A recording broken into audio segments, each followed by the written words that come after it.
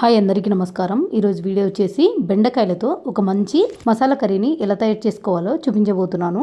బెండకాయలలో జిగురు లేకోకుండా మసాలాలు ఇలా వేసుకొని ఈ కర్రీ తయారు చేసుకున్నారంటే రుచి మాత్రం అద్భుతంగా ఉంటుందండి. ఈ కర్రీ ఎందులోకైనా సూపర్ అంటే సూపర్గా ఉంటుంది. సింపుల్గా ఎలా తయారు చేసుకోవాలో చూపించబోతున్నాను. వీడియోలో చూసేయండి. బెండకాయలతో మసాలా కర్రీ తయారు చేయడం కోసం ఒక పావు కిలో బెండకాయలను తీసుకొని నీట్గా కడిగేసుకొని కడుక్కున్న తర్వాత బెండకాయలను తుడుచుకున్నాక ఈ సైజులో కట్ చేసుకొని పెట్టుకోవాలి.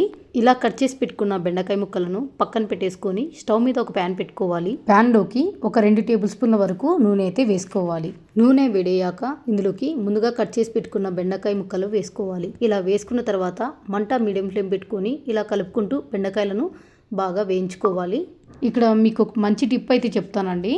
బెండకాయలతో ఫ్రై కానీ కూర కానీ చేసేటప్పుడు బెండకాయల నుంచి జిగురుతనం అనేది ఎక్కువ వస్తుంటుంది కదా, అలా రాకుండా ఉండాలి అంటే ఇందులోకి కొద్దిగా పెరుగు కానీ లేదంటే నిమ్మరసం కానీ వేసుకొని వేయించుకోండి.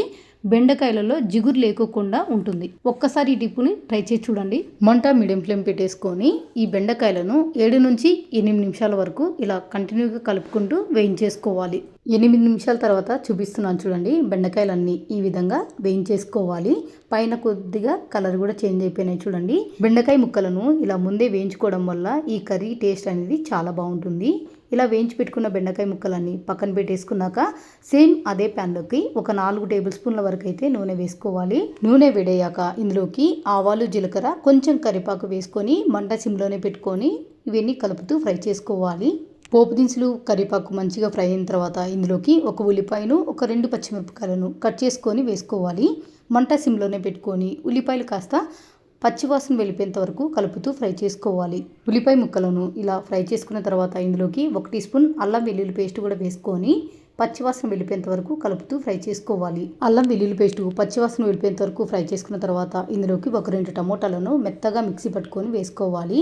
ఇలా వేసుకున్నాక అంతా ఒకసారి బాగా కలుపుకొని ఈ టమోటా పేస్ట్ అంతా పచ్చివాసన వెళ్ళిపోయి కొద్దిగా కలర్ చేంజ్ అయ్యేంత వరకు ఇలా కలుపుతూ ఫ్రై చేసుకోవాలి. చూసారు కదా, టమోటా పేస్ట్ అంతా పచ్చివాసన వెళ్ళిపోయి కాస్త కలర్ కూడా చేంజ్ అయిపోయింది. ఇప్పుడు ఇందులోకి ఒక పావు టీ స్పూన్ పసుపు, 2 టీ స్పూన్లు కారం, 1 టీ స్పూన్ ధనియా పౌడర్ వేసుకొని మంట సిమ్లోనే పెట్టుకొని ఈ మసాలాలన్నీ బాగా కలిసేలాగా కలుపుకోవాలి. ఇలా మసాలాలన్నీ కలిసేలాగా కలుపుకున్న తర్వాత ఇందులోకి ఒక అరకప్పు వరకు పెరుగుని ఉండలేం లేకుండా కలుపుకొని వేసుకోవాలి. పెరుగు వేసుకున్నాక ఇప్పుడు ఈ మసాలాలు, పెరుగు ఇదంతా బాగా కలిసేలాగా కలుపుకోవాలి. ఇలా అంతా బాగా కలిసేలాగా కలుపుకున్న తర్వాత 1 నిమిషము మంట సిమ్లోనే పెట్టుకొని ఈ మసాలాలని ఇలా కలుపుకుంటూ బాగా ఫ్రై చేసుకోవాలి. అప్పుడే ఈ కర్రీ టేస్ట్ అనేది చాలా బాగుంటుంది. చూసారు కదా, 1 నిమిషం ఈ మసాలా అంతా బాగా ఫ్రై చేసుకున్నాం కాబట్టి కాస్త కలర్ కూడా చేంజ్ అయిపోయింది చూడండి. ఇప్పుడు ఇందులోకి రుచి తగ్గట్లు సాల్ట్ వేసుకొని ఒక్కసారి కలుపుకొని ఇప్పుడు ఇందులోకి మనం ముందుగా వేయించి పెట్టుకున్న బెండకాయ ముక్కలు అయితే వేసుకోవాలి. బెండకాయ ముక్కలన్నీ వేసుకున్న తర్వాత అంతా ఒకసారి బాగా కలిసేలాగా కలుపుకోవాలి.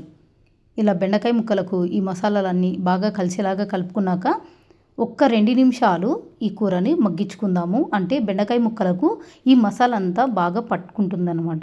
చూడండి, 1-2 నిమిషాల వరకు ఇలా బెండకాయ ముక్కలను బాగా మగ్గించుకున్నాక ఒకసారి ఇదంతా బాగా కలుపుకొని ఇప్పుడు ఇందులోకి గ్రేవీకి తగ్గట్టు నీళ్ళైతే పోసుకోవాలి. నేను ఈ కర్రీ మరీ గట్టిగా చేయటం లేదండి, కొద్దిగా పలుచగానే చేస్తున్నాను కాబట్టి నేను ఇక్కడ 1.5 వరకు నీళ్ళైతే వేసుకున్నాను. మీకు కావాలంటే ఈ కర్రీ గట్టిగా కావాలంటే కొంచెం నీళ్ళని తగ్గించుకోండి.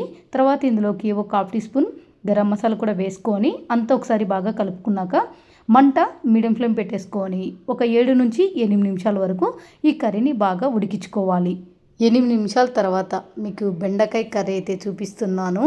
బెండకాయ ముక్కలన్నీ మెత్తగా ఉడికిపోయి గ్రేవీ అంతా దగ్గర పడి గ్రేవీలోంచి ఆయిల్ అంతా ఇలా పైకి వచ్చేసింది. అంటే మనకి ఇక్కడ బెండకాయ మసాలా కర్రీ అయితే రెడీ అయిపోయింది. ఆఖరిగా ఇందులోకి కొంచెం కొత్తిమీర వేసుకొని కలుపుకొని స్టవ్ ఆఫ్ చేసుకోవడమే. అంతేనండి, ఎంతో కమ్మగా రుచిగా ఉండే బెండకాయలతో మసాలా కర్రీ రెడీ అయిపోయింది. ఈ కర్రీ ఎందులోకైనా సూపర్గా ఉంటుంది. తప్పకుండా ఒకసారైనా ట్రై చేసి చూడండి.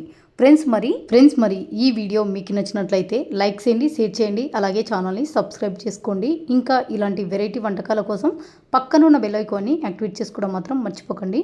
Thank you for watching.